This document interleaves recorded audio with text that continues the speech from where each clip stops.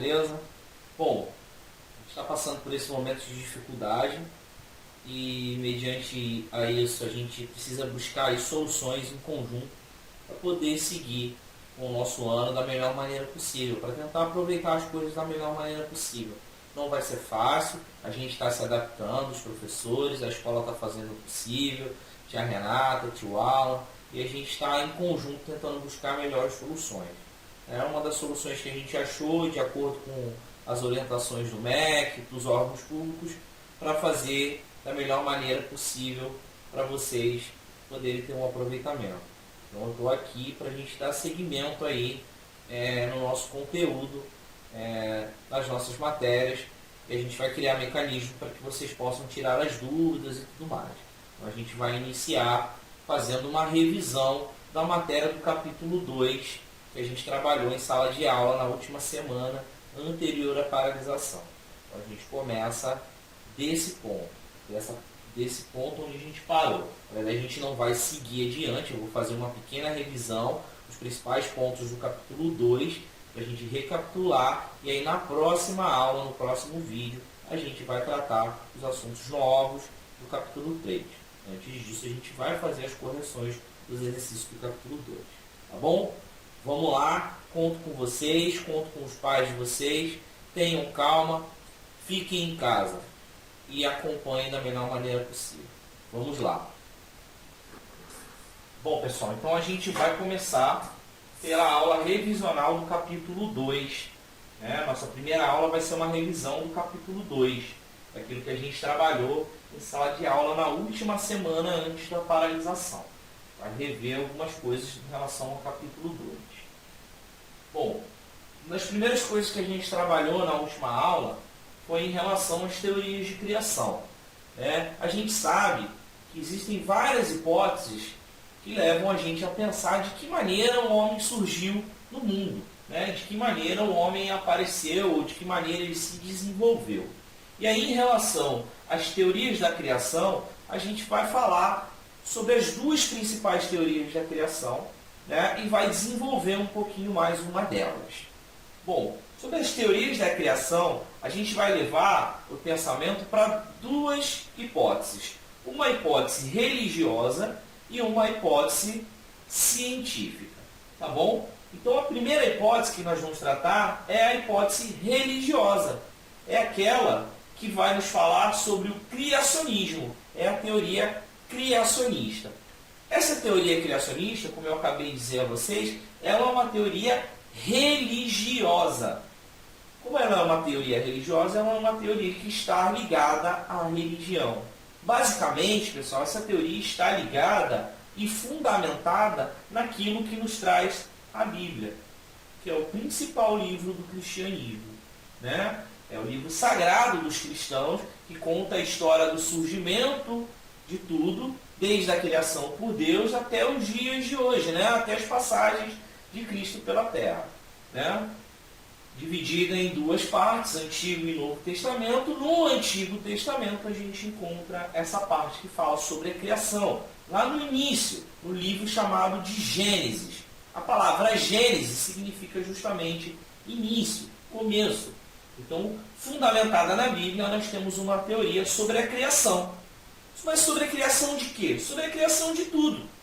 Porque a Bíblia, ela nos apresenta Deus, como ela é uma teoria religiosa, ela vai nos apresentar a Deus como o grande Criador de todas as coisas. Inclusive, os homens, da espécie humana. Então, essa teoria, que tem Deus como o Criador, chama-se criacionismo. É só lembrar de Criador, de Deus Criador. Criacionismo é um macete para lembrar dessa teoria.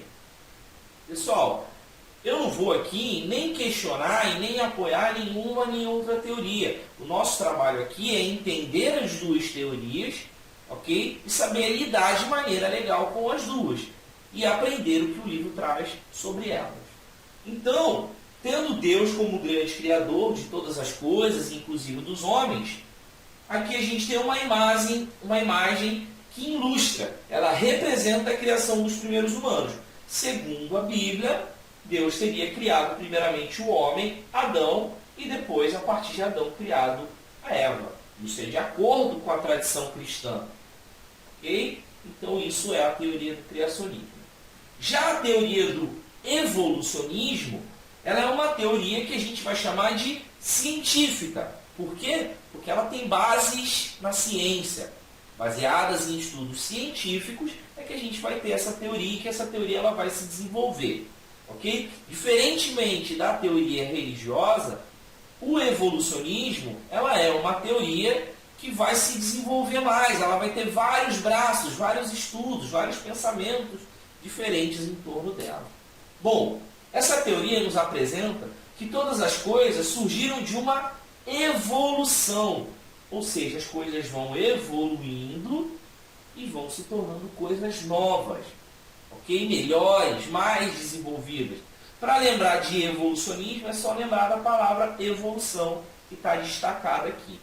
Então, essas coisas vão se modificando e vão dando origem a novas espécies. E isso, inclusive, segundo a teoria do evolucionismo, vai acontecer também com a raça humana, com nós, seres humanos, com o homem. Okay? Aqui do lado eu tenho uma imagem para ilustrar, é uma imagem de uma aranha que está aqui, quase que não dá para ver ela na imagem, porque ela está camuflada. Então ela seria um ser cientificamente evoluído que evolui a sua forma de defesa e consegue sobreviver através da camuflagem. Serve simplesmente para explicar uma forma de evolução, que a gente vai ver muito melhor a seguir. Com a teoria de um camaradinha chamado Charles Darwin. Quem foi Charles Darwin? Charles Darwin foi um grande pesquisador, um grande cientista, um grande amante da ciência, que viajou por inúmeros lugares no mundo inteiro, fazendo pesquisa e coletando espécies. E as suas pesquisas deram origem a um estudo, que Charles Darwin chamou de teoria da seleção natural. O que é a teoria da seleção natural, pessoal? Segundo Darwin, os seres vivos que mais bem se adaptam ao ambiente em que eles vivem vão sobreviver. E aqueles mais fracos tendem a desaparecer. Pessoal, nós seres humanos somos a raça no planeta que temos a maior capacidade de adaptação. Isso nos dias de hoje. Vocês já pararam para reparar que nós somos a única espécie presente em todos os continentes, em todos os países, das regiões mais remotas e mais frias aos desertos mais quentes? Os seres humanos estão lá. Diferentemente de algumas espécies de animais que só sobrevivem em determinados lugares. Por quê? Porque eles não têm uma alta capacidade de adaptação. Então é isso que acontece. Por isso que Charles Darwin observou e trouxe para a gente na sua teoria de seleção natural. Aqueles seres que conseguem se adaptar às mudanças vão sobreviver. Vários seres que não vão se adaptar à mudança vão desaparecer. E como maior exemplo disso, a gente tem a raça humana. Ele mostra para a gente que os primeiros primatas evoluíram de uma espécie ancestral comum. Ou seja, ele quer dizer que um único primata deu origem a vários outros primatas de várias outras espécies que foram evoluindo. E desse primata teria dado origem aos primeiros hominídeos, um conjunto de espécies da qual nós, seres humanos, fazemos parte. Enquanto alguns grupos de hominídeos desapareceram, e por que alguns grupos de hominídeos desapareceram? Porque não conseguiram se adaptar, porque o clima se tornou muito mais frio ou muito mais quente, e aí tiveram várias mudanças no ambiente em que esse grupo vivia, e ele não conseguiu se adaptar. Dessa evolução vai surgir e vai dar origem ao Homo sapiens sapiens. E somos a espécie que nós vivemos hoje em dia. Bom, pessoal, a evolução humana. Aqui a gente tem um exemplo justamente dessa evolução do ser humano, dessa seleção natural, dessa evolução natural dos seres humanos. Bom, inicialmente, os nossos ancestrais mais antigos eram chamados de Australopithecus, que é o seu nome científico, é o nome pelo qual a ciência conhece. Vejam que é um ser muito parecido com um primata, né? Fazem parte do grupo dos Australopithecus, os chamados macacos do sul. Eles já caminhavam em pé, tinham dentes fortes e resistentes, porque utilizavam a sua dentição como forma de ferramenta. Os australopithecus evoluem para o chamado Homo habilis, o homem habilidoso, o primeiro homem que provavelmente passou a utilizar a pedra, como a ilustração nos mostra. Passou a utilizar a pedra para produzir instrumentos, para facilitar a sua vida. Esse homem, esse Homo habilis, ele vai evoluir e ele vai dar origem ao chamado Homo erectus. O Homo erectus foi o primeiro a dominar as práticas do fogo. Okay? Lá na pré-história, no primeiro período da pré-história que a gente vai ver no capítulo 3. Então foi o primeiro homem a dominar o fogo. A gente vai falar mais sobre o fogo no próximo capítulo. Essa espécie foi tão bem sucedida que ela vai evoluir e ficar durante bastante tempo. Ela só vai ser sucedida, só vai ser extinta por volta de 50 mil anos atrás, pelo chamado Homo sapiens. Homo sapiens eram caçadores, abatiam animais, eles tinham grande força, aperfeiçoaram as armas, eles utilizaram a pedra de forma mais eficiente. Eles conseguiram aperfeiçoar a pedra, utilizaram a pedra lascada. É por isso que a pedra polida, desculpa. Por isso que eles utilizam, eles fazem parte de um outro momento da pré-história, o momento da pedra polida. Fabricavam roupas com peles de animais e construíam pequenas casas. Esse Homo sapiens vai evoluir, se tornar o chamado Homo neanderthalensis, ou ainda homem de Neandertal, ou o famosíssimo homem das cavernas. Os homens das cavernas estão retratados em desenhos, em filmes, em documentários. Eles são importantíssimos. Eles eram homens que, além de caçar e coletar vegetais, essa espécie vai se destacar por suas produções artísticas. Pessoal, esses homens foram os primeiros a produzir alguma forma de arte. Eram as chamadas artes rupestres, as artes das cavernas, aqueles desenhos feitos nas paredes das cavernas e que retratavam o quê? Momentos da vida desses homens. Como eles caçavam, o que comiam, como viviam, como utilizavam o fogo. Eles tinham crenças espirituais, eles já acreditavam em coisas sobrenaturais, sobre-humanas, e construíam sepulturas para os mortos. Foi a primeira espécie que passou a adquirir esse hábito de construir um local próprio para enterrar os mortos. E aí, finalmente, nós chegamos na grande evolução. Um homem já muito parecido com o homem atual. Não nas suas evoluções, nas suas ciências e tecnologias, mas na sua forma de andar, de agir e de pensar, de raciocinar. O Homo sapiens sapiens foram os hominídeos que dominaram e povoaram o planeta. A espécie apresentava a capacidade sem igual de abstração, linguagem, criação artística, imaginação e produção de objetos. Por volta de 10 mil anos atrás, começaram a praticar a agricultura. Pessoal, a agricultura muda de vez a história do homem na pré-história. Ok? A gente vai falar mais sobre a agricultura e a chamada Revolução Agrícola no próximo capítulo, na próxima aula. Pessoal, vejam que aqui esse homem ele tem o total domínio do uso do fogo, ele tem a utilização de ferramentas muito mais utilizáveis e muito melhores, para a sua vida, uma faca muito mais bem desenvolvida e outras ferramentas que facilitam muito a sua vida.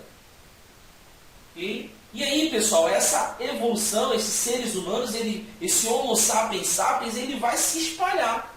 Ele vai evoluir, ele vai começar a ocupar vários territórios no mundo. Ele vai se espalhar, ele vai se expandir. E, em determinado momento, o homem chega aonde? O homem chega no nosso continente. O homem chega na América. Mas como o homem chega na América?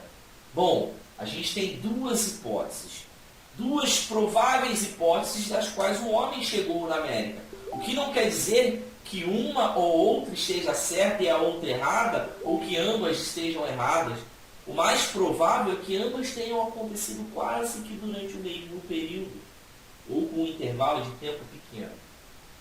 A gente vai ver as duas teorias e no próximo slide a gente vai entender muito melhor elas, que estão bem explicadinhas.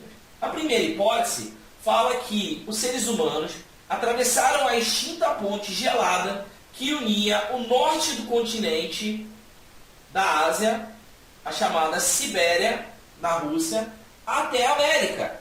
É a passagem pelo chamado Estreito de Bering. Eu vou mostrar a vocês no próximo mapa. A segunda hipótese, ela diz que algumas comunidades humanas teriam produzido barcos primitivos e navegando com esses barcos, viajando pelo mar, pelo Oceano Pacífico, chegaram até a América, viajando pelas ilhas do Pacífico e chegando aqui. Vamos visualizar isso muito melhor aqui? Vejam só, a gente tem aqui representadas essas duas teorias. O mais importante é a gente olhar para cá, para a África. Por quê? Vejam que a primeira seta sai da África. Estudos nos mostram que os mais antigos ancestrais da evolução humana surgiram na África. Por isso a África é a nossa terra-mãe. É daqui que surgem a primeira grande evolução. E aí vejam que da África o homem vai se espalhar para a Europa, para a Ásia, e a partir da chegada desse homem para a Ásia, ele toma dois rumos diferentes. O primeiro, onde ele vai atravessar aquela ponte congelada, o chamado Estreito de Bering, que era uma ligação. Isso aqui tudo, pessoal, era congelado. Portanto, permitia ao homem uma passagem por terra, atravessando da Sibéria para o que hoje seria o Alasca. Aqui está representado o Estreito de Bering na atualidade. Vejam que hoje nós temos um canal que separa a Rússia dos Estados Unidos, do Alasca, que pertence aos Estados Unidos. Então, por aqui o homem teria ocupado a América do Norte e depois descido para a América do Sul. A outra hipótese que a gente tem é através da Oceania. O homem evoluiu, desenvolveu aquelas primeiras formas de embarcação, muito rudimentares, ocupou vários conjuntos de ilhas que existem ao longo do Pacífico, e da Polinésia, de um conjunto de ilhas, atravessa para a América do Sul, chegando na América do Sul pela sua costa oeste, que hoje nós chamamos de Chile. Okay? Então essas duas teorias de ocupação da América vão nos mostrar as duas hipóteses. O que a gente vai chegar de conclusão sobre isso, pessoal? Que nós não tivemos a evolução do ser, lá dos primeiros primatas, para o Homo sapiens, aqui na América. Esses seres, eles vêm evoluídos de outro lugar e chegam na América. Ok? E aí a gente termina, então, essa parte revisional. Esses são os principais assuntos do capítulo 2, tá bom? O pessoal que foi à nossa última aula, eu já tinha pedido que realizasse os exercícios do livro, referente ao capítulo 2 todo, que no livro de vocês são as páginas 27, 28, 29 e 30, ok? Então eu vou pedir de novo que vocês realizem esse exercício. Quem não realizou, realize. Quem não fez, faça. Quem já fez, faça de novo como uma forma de recapitular, de relembrar, de colocar a cabeça para funcionar um pouquinho, tá bom? E aí, pessoal, as dúvidas que vocês tiverem vão ser tiradas através de mecanismos que vão ser criados pela escola, através do Facebook ou através dos próprios sistemas, ok, pessoal? E é isso, e a gente vai buscando juntos melhores soluções. A resolução dos exercícios eu vou trazer para vocês na próxima aula, tá ok? Fiquem com Deus, obrigado, lembre-se, fiquem em casa, lavem bem as mãos, estamos juntos. Um forte abraço para vocês.